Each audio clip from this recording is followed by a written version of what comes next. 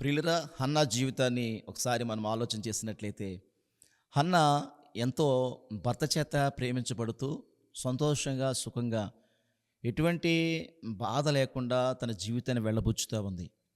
కానీ అటువంటి సమయంలో హన్నా పట్ల దేవుడు ఒక ప్రణాళిక కలిగి ఉన్నాడు. హన్నాకి బిడ్డలివ్వాలని దేవుడు ఆలోచన కలిగి ఉన్నాడు. కానీ హన్నా పెనీన్న విసిగించక మునుపు ఏనాడు కూడా తను ప్రార్థన చేసినట్లుగా పరిశుద్ధ గ్రంథంలో లేదు.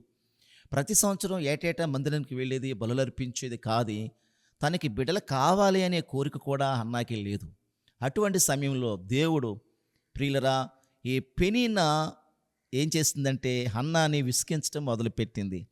నీకు సొంత లేదు, సంతానం లేదు, పిల్లలు లేరని విసిగిస్తూ సూటిపోటి మాటలు మరి పెనీన్న మాట్లాడినప్పుడు హన్నా ఏం చేసిందంటే కన్నీళ్లు కారుస్తూ ఒక దినాన్న దేవుని మందిరంలో ప్రార్థన చేయడం మొదలుపెట్టింది.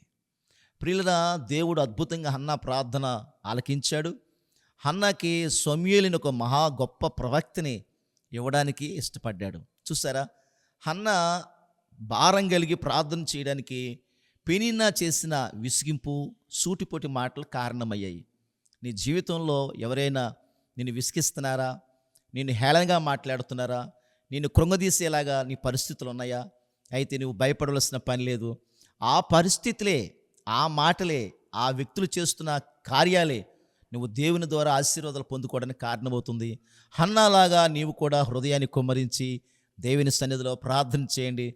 దేవుడు అద్భుతమైన విజయాన్ని హన్నాకిచ్చిన తండ్రి మీకు కూడా అనుగ్రహిస్తానని తెలియజేస్తున్నాను.